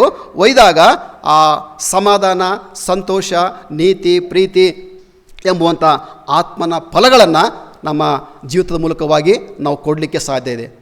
ಈ ಒಂದು ನಮ್ಮ ಆತ್ಮನ ಎಣ್ಣೆಯನ್ನು ಅದಕ್ಕೆ ನಾವು ಒಯ್ದಾಗ ಮಾತ್ರ ನಾವು ನಮ್ಮ ಜೀವಿತದ ಮೂಲಕವಾಗಿ ವಿಶೇಷವಾದಂಥ ಫಲಗಳನ್ನು ಕೊಡ್ತಕ್ಕಂಥ ಮಕ್ಕಳು ನಾವು ಆಗ್ತೇವೆ. ಅದು ಇಕ್ಕಟ್ಟಾದಂಥ ಮಾರ್ಗದಲ್ಲಿ ಸಾಗುವಂಥ ಒಂದು ಜೀವಿತ ಎಂಬುದಾಗಿ ನೋಡ್ತಕ್ಕಂಥವಾಗಿದೆ. ಅದಕ್ಕೋಸ್ಕರವಾಗಿ ಕರೆಯಲ್ಪಟ್ಟು ಆಯಲ್ಪಟ್ಟು ಆತ್ಮನ ವಿವಿಧ ವರಗಳನ್ನು ಹೊಂದಿದಂಥ ನಾವುಗಳು ದೇವರ ಸ್ಥಾನಮಾನಕ್ಕೆ ಮತ್ತು ನಮ್ಮ ಸಂತೋಷಕ್ಕೆ, ಇತರರ ಪ್ರಯೋಜನಕ್ಕೆ ನಾವು ಸೇವೆ ಮಾಡದೇ ಇದ್ದರೆ ಯೇಸುವಿನ ಹಿಂಬಾಲಕರು ನಾವು ಆಗೋದಿಲ್ಲ ಪ್ರಿಯರೇ.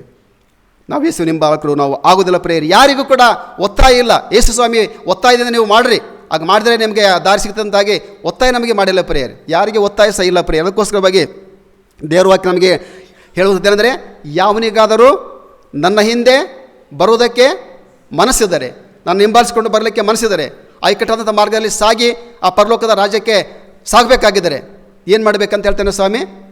ನಿಮ್ಮ ಶಿಲ್ಬೆಯನ್ನು ನೀವು ಹೊತ್ತುಕೊಂಡು, ದಿನಾಲು ಹೊತ್ಕೊಂಡು ನನ್ನಿಂದ ಬರಬೇಕು. ಶಿಲ್ಬೆ ಹೊತ್ಕೊಂಡೇ ನಾವು ಹಿಂದೆ ಹೋಗ್ಬೇಕು ಮನಸ್ಸಿದರೆ.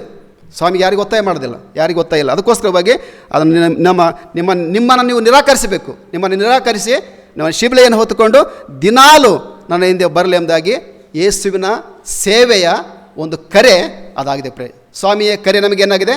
ಶಿಲ್ಬೆಯನ್ನು ಹೊತ್ತುಕೊಂಡು ನೀವು ದಿನಾಗಲೂ ಬನ್ನಿರಿ, ನಾನು ಆ ಇಕ್ಕಟ್ಟಾದಂಥ ಮಾರ್ಗದ ಮೂಲಕವಾಗಿ ನಿಮ್ಮನ್ನು ನಾನು ಆ ಪರಲೋಕಕ್ಕೆ ಸೇರಿಸ್ತೇನೆ. ಸ್ವಾಮಿ ನಮಗೆ ಇಂಥ ಒಂದು ಅಭಯವನ್ನು ಕೊಟ್ಟಿದ್ದಾನೆ, ಇಂಥ ಒಂದು ಸೇವೆಯ ಒಂದು ಕರೆಯನ್ನು ಆತ ನಮಗೆ ಕೊಟ್ಟಿದ್ದಾನೆ. ಈಗ ಯಾರಾದರೂ ಯಾಜಕ ಲೇವಿಯಾದ, ಮೂರನೇದಾಗಿ ಬರ್ತಕ್ಕಂಥವನು ಯಾರು? ಸಮಾರ್ಯದವನು ಅದೇ ಮಾರ್ಗವಾಗಿ ಬರ್ತಾ ಇದ್ದಾನೆ. ಜೀವನ ಮರಣಗಳ ಮಧ್ಯೆ ಹೋರಾಟ ನಡೀತಕ್ಕಂಥ ಆ ವ್ಯಕ್ತಿಯನ್ನು ನೋಡ್ತಾ ಇದ್ದಾನೆ ಪ್ರಿಯರೇ. ನೋಡಿ, ಆ ಮಾರ್ಗದಲ್ಲಿ ಹೋಗುತ್ತಾ ಇರುವಾಗ ಈ ಸಮಾರ್ಯದವನು ಯಾರೆಂದರೆ ಅವನು ಅಸ್ಪೃಶ್ಯನು, ಅಂದರೆ ಕೀಳು ಮಟ್ಟದವನು. ಸಮಾರ್ಯದವರು ಅಂದರೆ ಭಾಳ ಕೀಳು ಜನಾಂಗದವರು.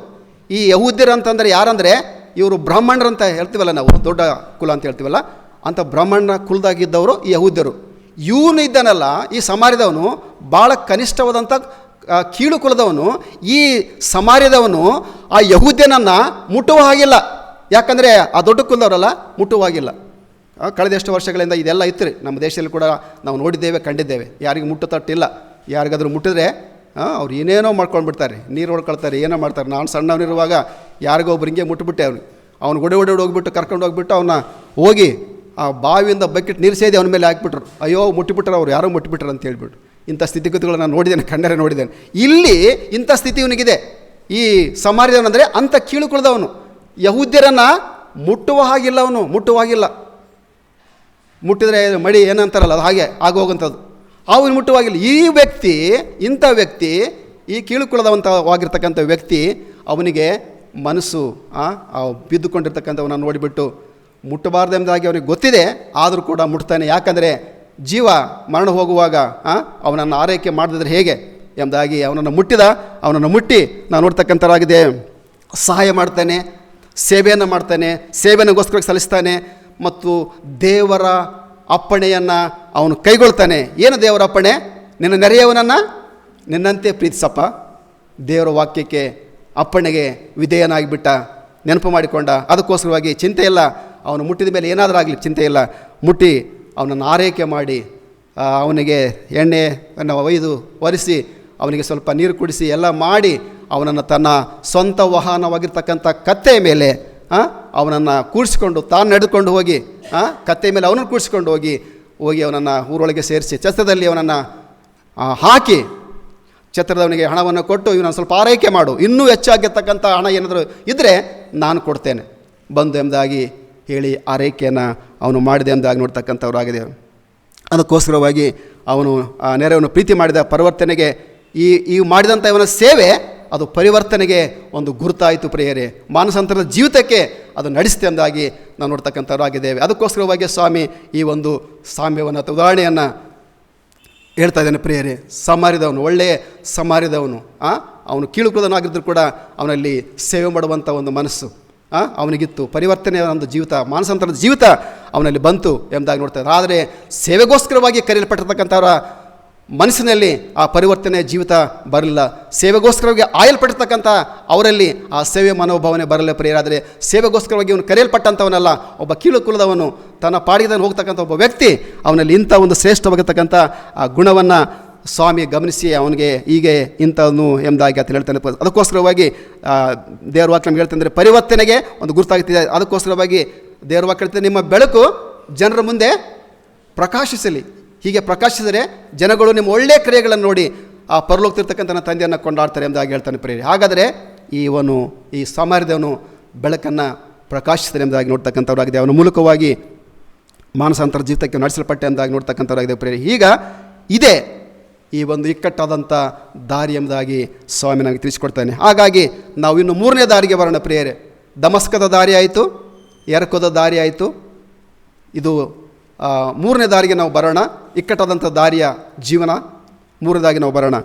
ಇದು ಮೂರನೇದಾಗಿ ಯೆರೂಸಲೇಮ್ ದಾರಿಗೆ ನಾವು ಬರೋಣ ಪ್ರಿಯರೇ. ಈ ಯೆರೂಸಲೇಮಿನ ದಾರಿಗೆ ಬರೋಣ. ಯೆರೂಸಲೇಮಿನ ದಾರಿಯಲ್ಲಿ ಲೂಕನ ಬರೆಸುವ ವಾರ್ತೆ 19ನೇ ಅಧ್ಯಾಯ 28ರಿಂದ 48 ವಚನಗಳನ್ನು ಓದುವಾಗ ನಮಗೆ ಈ ಒಂದು ದಾರಿ ಅದು ಗೊತ್ತಾಗ್ತದೆ. ಏನು ದಾರಿ ಎಂಬುದಾಗಿ ಗೊತ್ತಾಗ್ತದೆ ಪ್ರಿಯರೇ. ಲೂಕ 19:28ರಿಂದ ನಾವು ಮುಂದಿನ ವಚನಗಳು ಓದುವಾಗ ಗೊತ್ತಾಗ್ತದೆ. ಈ ದಾರಿಯಲ್ಲಿ ಯಾರು ಸಾಗಿ ಹೋಗ್ತಾ ಇದ್ದಾರೆ? ಈ ದಾರಿಯಲ್ಲಿ ಯೇಸು ಸ್ವಾಮಿ ತಾನೇ ಸಾಗಿ ಹೋಗ್ತಾ ಇದ್ದಾನೆ ಪ್ರಿಯರೇ. ಈ ದಾರಿಯಲ್ಲಿ ಸ್ವಾಮಿ ತಾನೇ ಹೋಗ್ತಾ ಇದ್ದಾನೆ. ಯೆರೂಸಲೇಮ್ ದಾರಿಯಲ್ಲಿ ಯೇಸು ಸ್ವಾಮಿ ತಾನೇ ಈ ದಾರಿಯಲ್ಲಿ ಸಾಗಿ ಹೋದ. ಈ ದಾರಿಯಲ್ಲಿ ಸಾಗಿ ಹೋಗಿ ಏನು ಮಾಡಿದ ಸ್ವಾಮಿ? ದಾರಿಯಲ್ಲಿ ಸಾಗಿ ಹೋಗಿ ಏನು ಮಾಡಿದ? ದೇವರ ಚಿತ್ತವನ್ನು ನೆರವೇರಿಸ್ತಾನೆ.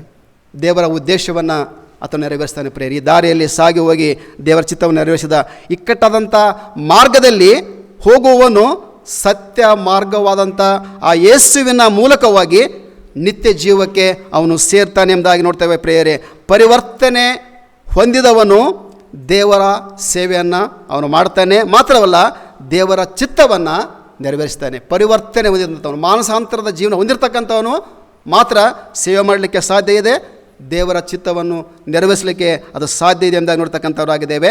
ಮಾತ್ರವಲ್ಲದೆ ದೇವರ ಚಿತ್ತವನ್ನು ಯೇಸು ಸ್ವಾಮಿ ತನ್ನ ಜೀವಿತದಲ್ಲಿ ಅದನ್ನೇ ಆತನು ಮಾಡ್ತಾನೆ. ದೇವರ ಚಿತ್ತವನ್ನು ಆ ಮಾರ್ಗದಲ್ಲಿ ಸಾಗಿ ಹೋಗಿ ದೇವರ ಚಿತ್ತವನ್ನು ಆತನು ಜೀವಿತದಲ್ಲಿ ಕಂಡುಕೊಂಡ ಎಂಬುದಾಗಿ ನೋಡ್ತಕ್ಕಂಥವರಾಗಿದ್ದೇವೆ. ಯೇಸುವಿನ ಜೀವಿತದಲ್ಲಿ ಅದನ್ನು ಆತನು ಕಂಡುಕೊಂಡ ಪ್ರಿಯರೇ. ಅದಕ್ಕೋಸ್ಕರವಾಗಿ ನಾವು ಪ್ರತಿ ದಿವಸ ಸ್ವಾಮಿ ಹೇಳಿದಾಗ ನಾನು ಕುರ್ಜಿನ ಎತ್ತುಕೊಂಡು ನನ್ನ ಹಿಂದೆ ಬರಲಿ ಎಂಬುದಾಗಿ ಸ್ವಾಮಿ ಹೇಳ್ತಾನಲ್ಲ, ಅದೇ ರೀತಿಯಲ್ಲಿ ನಾವು ಪ್ರತಿದಿನ ಕುರ್ಜಿಯನ್ನು ಹೊರುವಂಥವರು ನಾವು ಆಗಿರ್ಬೇಕು ಪ್ರಿಯರೇ. ಪ್ರತಿದಿನ ನಮ್ಮ ಶಿಲ್ಬೆಯನ್ನು ಹೊತ್ಕೊಂಡು ಹೋಗ್ತಕ್ಕಂಥವ್ರು, ಕುರ್ಜಿನ ಹೊರ್ತಕ್ಕಂಥವ್ರು ನಾವು ಆಗಿರ್ಬೇಕು ಪ್ರಿಯರೇ. ಯಾಕಂದರೆ ಕ್ರೂಜೆ ಅದು ನಮ್ಗೆ ಹೇಳ್ತಕ್ಕ ಏನು ಹೇಳ್ತದೆ ಎಂಬುದಾಗಿ ನೋಡುವಾಗ, ಕ್ರೂಜೆ ಇಲ್ಲದೆ ಕಿರೀಟ ಇಲ್ಲ. ನೋ ಕ್ರಾಸ್ ನೋ ಕ್ರೌನ್ ಎಂಬುದಾಗಿ ಹೇಳ್ತದೆ. ಎರಡನೇದಾಗಿ ಮುಳ್ಳಿಲ್ಲದೆ ಸಿಂಹಾಸನ ಇಲ್ಲ. ನೋ ಟರ್ನ್ ನೋ ಥ್ರೋನ್ ಎಂಬುದಾಗಿ ಹೇಳ್ತಕ್ಕಂಥದ್ದಾಗಿದೆ ಪ್ರಿಯರೇ. ಮೂರನೇದಾಗಿ ನೋವಿಲ್ಲದೆ ಲಾಭ ಇಲ್ಲ ಪ್ರಿಯರೇ. ನೋ ಪೇನ್ ನೋ ಗೇನ್ ಎಂಬುದಾಗಿ ಹೇಳ್ತದೆ ಪ್ರಿಯರೇ. ಹಾಗಾದರೆ ಶಿಲ್ಬೆಯನ್ನು ನಾವು ಹೊರದೆ ಹೋದರೆ ಇವ್ಯಾವುದು ಕೂಡ ನಮಗೆ ಕ್ರೌನ್ ಇಲ್ಲ, ಕಿರೀಟ ಇಲ್ಲ, ಥ್ರೋನ್ ಇಲ್ಲ, ಗೇನ್ ಇಲ್ಲ, ಯಾವುದು ಸಹ ಇಲ್ಲ ನಮಗೆ. ಅದಕ್ಕೋಸ್ಕರವಾಗಿ ಸ್ವಾಮಿ ಹೇಳುವಂಥದ್ದಂದರೆ ನಿಮ್ಮ ಶಿಲ್ಬೆಯನ್ನು ಹೊತ್ತುಕೊಂಡು ದಿನಾಗಲೇ ಬನ್ನಿರಿ ಎಂಬತಕ್ಕಂಥದ್ದಂದರೆ ಅದು ಇಕ್ಕಟ್ಟಾದಂಥ ಮಾರ್ಗದಲ್ಲೇ ನಡೆಯುವಂಥ ಜೀವಿತಕ್ಕೆ ಆತ ನಮ್ಮನ್ನು ಕರೆದುಕೊಂಡು ಹೋಗ್ತಕ್ಕಂಥ ತಂದೆ ಆತನಾಗಿದ್ದಾನೆ. ಯೇಸು ಸ್ವಾಮಿ ಇದನ್ನೇ ಅಲ್ಲಿನ ಆತನು ಮಾಡಿದೆ ಎಂಬುದಾಗಿ ನೋಡ್ತೇವೆ. ಈಗ 4ನೇ ಒಂದು ದಾರಿಗೆ ನಾವು ಬರೋಣ. ಈಗ ದಮಸ್ಕದ ದಾರಿ ಆಯಿತು, ಯೆರಿಕೋವಿನ ದಾರಿ ಆಯಿತು, ಯೆರೂಸಲೇಮಿನ ದಾರಿ ಆಯಿತು. ಇನ್ನೊಂದು ದಾರಿ ಉಳಿದಿದೆ. ಆ ದಾರಿ ಯಾವುದೆಂಬುದಾಗಿ ನೋಡುವಾಗ ಅದು ಲೂಕನ ಬರೆಸುವ ವಾರ್ತೆ 24ನೇ ಅಧ್ಯಾಯದಲ್ಲಿ ಆ ಒಂದು ದಾರಿಯನ್ನು ನೋಡ್ತೇವೆ ಪ್ರಿಯರೇ. ಆ ದಾರಿ ಯಾವುದೆಂಬುದಾಗಿ ನೋಡುವಾಗ ಎಮ್ಮೂಹು ಎಂಬುವಂಥ ಒಂದು ದಾರಿ, ಎಮ್ಮೂಹು ಎಂಬುವಂಥ ಒಂದು ಹಳ್ಳಿಯ ಒಂದು ದಾರಿಯನ್ನು ನೋಡ್ತಾ ಇದ್ದೇವೆ ಪ್ರಿಯರೇ. ಈ ದಾರಿಯಲ್ಲಿ ಯಾರು ಹೋಗ್ತಾ ಇದ್ದಾರೆ ಪ್ರಿಯರೇ?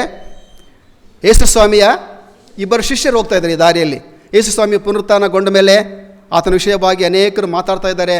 ಇವರಿಗೆ ಆಶ್ಚರ್ಯ ಆಗ್ತಾಯಿದೆ. ಯೇಸು ಸ್ವಾಮಿ ಆತನ ಎದ್ದು ಬಂದು ಅವರಿಗೆ ಕಾಣಿಸ್ಕೊಂಡಿದ್ದಾನೆ, ಇವರಿಗೆ ಕಾಣಿಸ್ಕೊಂಡಿಲ್ಲ, ಇನ್ನು ಈ ಶಿಷ್ಯರಿಗೆ ಕಾಣಿಸಿಕೊಂಡಿಲ್ಲ. ಅದಕ್ಕೋಸ್ಕರವಾಗಿ ಎಲ್ಲ ಯೇಸು ಸ್ವಾಮಿಯ ಮಾತೆ ಇಡೀ ಪಟ್ಟಣದ ತುಂಬ, ದೇಶದ ತುಂಬ ಅದೇ ಮಾತು. ಅದಕ್ಕೋಸ್ಕರವಾಗಿ ಈ ಶಿಷ್ಯರು ದಾರಿಯಲ್ಲಿ ಹೋಗ್ತಾ ಅದೇ ಮಾತನ್ನು ಇವರು ಕೂಡ ಆಡ್ಕೊಂಡು ಹೋಗ್ತಾ ಇದ್ದಾರೆ. ಸ್ವಾಮಿಯ ಶಿಷ್ಯರು ಇವರು ಆಡ್ಕೊಂಡು ಹೋಗ್ತಾ ಇದ್ದಾರೆ ಪ್ರಿಯೆ. ದಾರಿಯಲ್ಲಿ ಹೋಗ್ತಿರೋಂಥ ಸಂದರ್ಭದಲ್ಲಿ ಆ ಎಮ್ಮುವ ದಾರಿಯಲ್ಲಿ ಹೋಗುವಂಥ ಸಂದರ್ಭದಲ್ಲಿ ಏನಾಯಿತು ಎಂಬುದಾಗಿ ನೋಡುವಾಗ ಯೇಸುವನ್ನು ಅವರು ಕಂಡುಕೊಂಡು ಯೇಸು ಸ್ವಾಮಿ ಅವರ ಜೊತೆಯಲ್ಲೇ ಹೋಗ್ತಾ ಇದ್ದಾನೆ. ನೋಡೋಣ ಇವರು ಏನು ಮಾತಾಡ್ಕೊಳ್ತಾ ಇದ್ದಾರೆ ಎಂಬುದಾಗಿ ಹೇಳ್ಕೊಂಡು ಅವರ ಜೊತೆಯಲ್ಲೇ ಸ್ವಾಮಿ ಹೋಗ್ತಾ ಇದ್ದಾನೆ. ಆದರೆ ಯೇಸು ಸ್ವಾಮಿಯ ಗುರುತನ್ನು ಅವ್ರು ಹಿಡಿಲಿಲ್ಲ. ಇವ್ರನ್ನೂ ಕೂಡ ಯಾವುದೋ ನಮ್ಮ ಹಳ್ಳಿಯವನು ಯಾವನೋ ವ್ಯಕ್ತಿ ಇರಬೇಕೆಂಬುದಾಗಿ ಅಂದುಕೊಂಡ್ಬಿಟ್ಟು ಅವರ ಸ್ವಾಮಿಯ ಜೊತೆಯಲ್ಲಿ ಅವ್ರ ಜೊತೆಯಲ್ಲಿ ಹೋಗುವಾಗ ಅವರು ಕೂಡ ಇದೇ ವಿಷಯ ಕುರಿತಾಗಿ ಮಾತನಾಡುವಾಗ ಸ್ವಾಮಿ ಕೇಳ್ತಾನೆ, ಏನು ವಿಷಯ ಮಾತಾಡಿದೆ ಅಂತ ಹೇಳುವಾಗ, ಅಯ್ಯೋ ಊರೆಲ್ಲ ಆ ಯೇಸು ಕ್ರಿಸ್ತನ ವಿಷಯದಲ್ಲಿ ಮಾತಾಡ್ತಾ ಇದ್ದಾರೆ, ನಿನಗೆ ಗೊತ್ತಿಲ್ವ ಅದು ಅಂತ ಸ್ವಾಮಿಗೆ ಕೇಳ್ತಾ ಇದ್ದಾರೆ. ಅವರು ಸ್ವಾಮಿಗೆ ಕೇಳ್ತಾ ಇದ್ದಾರೆ, ಎಲ್ಲ ಊರೆಲ್ಲ ಪಟ್ಟಣ ಎಲ್ಲ ಇದೇ ಮಾತು ನಿನಗೆ ಗೊತ್ತಿಲ್ವಾ ಎಂಬುದಾಗಿ ಸ್ವಾಮಿಗೆ ಪ್ರಶ್ನೆ ಮಾಡ್ತಾರೆ. ಸ್ವಾಮಿಯನ್ನು ಅವರು ಗುರುತಿಡ್ದಿಲ್ಲ ಪ್ರೇರೆ. ಹಾಗಾಗಿ ಆ ದಾರಿಯಲ್ಲಿ ಅವ್ರು ಹೋಗ್ತಾ ಇದ್ದಾರೆ ಪ್ರೇರೆ. ಆದರೆ ಊರು ಸಮೀಪಕ್ಕೆ ಬಂದಾಗ ಸ್ವಾಮಿಯನ್ನು ಕಂಡಿಡಿದ್ರು, ಆತನ ಧ್ವನಿಯನ್ನು ಕೇಳಿಸ್ಕೊಂಡು ಅವರು ಕಂಡಿಡಿದುಕೊಂಡು ಬಿಟ್ಟರು ಪ್ರೇರೆ. ಇದು ಯೇಸು ಸ್ವಾಮಿ ಎಂಬುದಾಗಿ ಕಂಡಿಡಿದುಕೊಂಡರು. ಯೇಸು ಸ್ವಾಮಿ ಎಂಬುದಾಗಿ ಕಂಡಿಡಿದುಕೊಂಡಾಗ ಆ ಯೇಸು ಸ್ವಾಮಿಯ ಸಂಗಡ ಅವರು ಐಕ್ಯವಾದರು ಎಂಬುದಾಗಿ ನೋಡ್ತೇವೆ. ಫೆಲೋಶಿಪ್ ವಿತ್ ಹಿಮ್ ಎಂಬುದಾಗಿ ನೋಡ್ತಕ್ಕಂಥವ್ರು ಇದ್ದೇವೆ. ಆ ಸ್ವಾಮಿಯನ್ನು ಕಂಡುಕೊಂಡಾಗ ಅವರು ಜೀವವನ್ನೇ ಕಂಡುಕೊಂಡ್ರೆ ಎಂಬುದಾಗಿ ನೋಡ್ತಕ್ಕಂಥವ್ರು ಆಗಿದ್ದೇವೆ ಪ್ರಿಯರೇ. ಇಕ್ಕಟ್ಟಾದಂಥ ಮಾರ್ಗವೆಂದರೆ ಇದೇ ಪರಿವರ್ತನೆಯ ಜೀವನ ಪ್ರಿಯರೇ. ಸ್ವಾಮಿಯನ್ನು ಕಂಡುಕೊಂಡಾಗ ಅವರು ಮಾನಸಾಂತರಕ್ಕೆ ಒಳಪಟ್ಟರು. ಕಣ್ಣಾರೆ ಸ್ವಾಮಿಯನ್ನು ನೋಡಿದೆಂಬುದಾಗಿ ಅವರು ಅಂದುಕೊಂಡರು. ಯೇಸುವಿನ ಸಂಗಡ ಐಕ್ಯವಾದರು. ಆ ಮೂಲಕವಾಗಿ ಅವರು ಜೀವವನ್ನೇ ಕಂಡುಕೊಂಡ್ರೆ ಎಂಬುದಾಗಿ ನೋಡ್ತಕ್ಕಂಥವ್ರಾಗಿದ್ದೇವೆ. ಆ ಎಮ್ಮೋ ಎಂಬತಕ್ಕಂಥ ದಾರಿಯಲ್ಲಿ ಹೋಗುವಾಗ ಸ್ವಾಮಿಯ ಮೂಲಕವಾಗಿ ಜೀವನ ಕಂಡುಕೊಂಡ್ರು ಪ್ರಿಯರೇ. ಪರಿವರ್ತನೆ ಹೊಂದಿ ಸೇವೆ ಮಾಡಿ ದೇವರ ಚಿತ್ತವನ್ನು ನೆರವೇರಿಸುವಾಗ ಏನಾಗ್ತದೆ ಅಂದರೆ ನಿತ್ಯ ಜೀವಕ್ಕೆ ನಾವು ಅರ್ಹರಾಗುತ್ತೇವೆ ಪ್ರಿಯರೇ. ಇಕ್ಕಟ್ಟಾದಂಥ ಮಾರ್ಗ ಅಂದರೆ ಬೇರೆ ಯಾವುದೇ ಅಲ್ಲ ಪ್ರಿಯರೇ. ನಾವು ಆ ರೀತಿಯಲ್ಲಿ ಪರಿವರ್ತನೆ ಹೊಂದಿ ಸೇವೆ ಮಾಡಿ ದೇವರ ಚಿತ್ತವನ್ನು ನೆರವೇರಿಸುವಾಗ ನಾವು ಆ ಮಾರ್ಗದಲ್ಲಿ ಸಾಕ್ತಾನೆ ಇರ್ತೇವೆ ಪ್ರಿಯರೇ. ಆ ಮಾರ್ಗದಲ್ಲಿ ಸಾಗಬೇಕೆಂಬುದಾಗಿಲ್ಲ. ಈ ಕಾರ್ಯಗಳನ್ನು ನಾವು ಮಾಡುವಾಗ, ಮಾನಸಾಂತರ ಜೀವಿತಕ್ಕೆ ನಾವು ಬರುವಾಗ ಪರಿವರ್ತನೆ ಜೀವಿತಕ್ಕೆ ನಾವು ಬರುವಾಗ ನಾವು ಇಕ್ಕಟ್ಟಾದಂಥ ಮಾರ್ಗದಲ್ಲೇ ಸಾಕ್ತಾ ಇದ್ದೇವೆ. ನೀವೇನಾದರೂ ಹೋಗ್ತಾ ಇಲ್ಲ ಅಂತ ನೋಡ್ಕೊಳ್ಳೋದು ಬೇಡ ಪ್ರಿಯರೇ. ಅದು ಬೇಕಾಗಿಲ್ಲ ಪ್ರಿಯರೇ. ಯಾಕಂದರೆ ಕ್ರಿಸ್ತನ ಹಿಂಬಾಲಿಸಿಕೊಂಡು ಹೋಗುವಾಗ ಯಾವಾಗಲೂ ನಮಗೆ ಆಶೀರ್ವಾದ, ಶುಭ ಕೃಪೆಗಳು ನಮ್ಮನ್ನೇ ಹಿಂಬಾಲಿಸ್ಕೊಂಡು ಬರ್ತೇವೆ. ಅವುಗಳನ್ನು ಹಿಂಬಾಲಿಸ್ಕೊಂಡು ಹೋಗೋದೇ ಬೇಡ.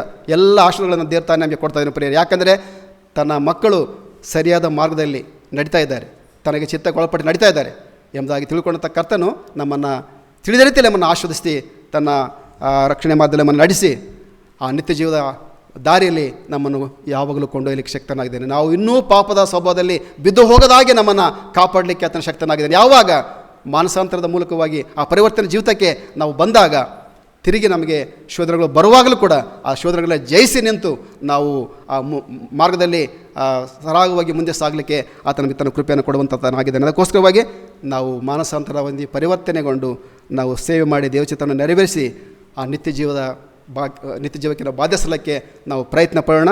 ಹೀಗಾಗುವಂಥ ದೇವರ ತನ್ನ ಕೃಪಾ ಸಹಾಯ ನಮ್ಮೆಲ್ಲರಿಗೂ ದಯಪಾಲಿಸಿಕೊಡಲಿ. ಆಮೇಲೆ ಪ್ರಾರ್ಥನೆ ಮಾಡಿಕೊಳ್ಳೋಣ. ಜೀವ ಸ್ವರೂಪನಾಗಿರುವಂಥ ನಮ್ಮ ತಂದೆಯೇ, ನಿನ್ನ ಜೀವಳ ವಾಕ್ಯಕ್ಕಾಗಿ ನಿನಗೆ ಸ್ತೋತ್ರ ಹೇಳುತ್ತೇವೆ ರಕ್ಷಕನೇ. ನಮ್ಮನ್ನು ಈ ವಾಕ್ಯಗಳ ಮೂಲಕವಾಗಿ ಕಥೆ ಮಾತನಾಡಿದ್ಯಪ್ಪ, ಅದಕ್ಕಾಗಿ ಸ್ತೋತ್ರ. ಇಕ್ಕಟ್ಟಾದಂಥ ಮಾರ್ಗ ಅದು ಯಾವುದೆಂಬುದಾಗಿ ರಕ್ಷಕನೇ ನಾವು ನಿನ್ನ ವಾಕ್ಯದ ಬೆಳಕಿನಲ್ಲಿ ಕಂಡುಕೊಳ್ಳಬೇಕಂತ ಕೃಪೆ ಕೊಟ್ಟಿದ್ದಪ್ಪ, ಅದಕ್ಕಾಗಿ ಸ್ತೋತ್ರ. ಆ ಒಂದು ಮಾರ್ಗವನ್ನೇ ಕಥನೆ ಈ ಲೋಕದಲ್ಲಿ ನಾವು ಅನುಸರಿಸಿ ನಡೆದು ನಿನಗೆ ಮೆಚ್ಚಿಕದ ಜೀವಿತ ಕಥೆ ನಾವು ಮಾಡ್ತಾ ರಕ್ಷಕನೇ. ಹೌದು ತಂದೆಯಾದ ದೇವರೇ, ನೀನು ನಡೆಸುವಂಥ ಮಾರ್ಗದಲ್ಲಿ ಕಥನೆ ನಡೆದು ಆ ನಿತ್ಯ ಜೀವಕ್ಕೆ ಬಾಧ್ಯಸ್ಥಾಗಂಥ ಕೃಪೆ ನಮಗೆ ಸದಾಕಾಲಕ್ಕೂ ದಯಪಾಲಿಸಿಕೊಡು. ನಾವು ಶೋಧನೆಗಳು ಒಳಗಾಗದಲ್ಲ ಕೂಡ ರಕ್ಷಕನೇ, ನಾವು ಶೋಧನೆಗಳು ಒಳಗಾಗದಂತೆ ಕಥನೆ ನಾವು ಕೃಪೆಯನ್ನು ನೀಡ್ತೀಯಪ್ಪ. ಯಾವಾಗ ನಿನ್ನ ಅನುಸರಿಸಿಕೊಂಡು ನಡೆಯುವಾಗ ಹಾಗಾಗಿ ನಾವು ನಿನ್ನ ಅನುಸರಿಸಿಕೊಂಡು ನಡೆದು ಆ ಶೋಧನೆಯಿಂದ ನಾವು ಪಾರಾಗಿ ಆ ಕೃಪೆಯ ಮಾರ್ಗದಲ್ಲಿ ಸದಾಕಾಲ ಮುಂದೆ ಸಾಗುವಂಥ ಆ ಭಾಗದಲ್ಲಿ ನಮ್ಮೆಲ್ಲರನ್ನ ಮುನ್ನಡೆಸ್ತಾ ಬರಬೇಕೆಂಬುದಾಗಿ ಮುದ್ದು ರಕ್ಷಕನೇ ಒಂದೇ ನಾಮದಲ್ಲಿ ಬಹಳ ವಿನಯವಾಗಿ ಬೇಡಿಕೊಳ್ಳುತ್ತೇವೆ ತಂದೆ. ಆಮೇನ್.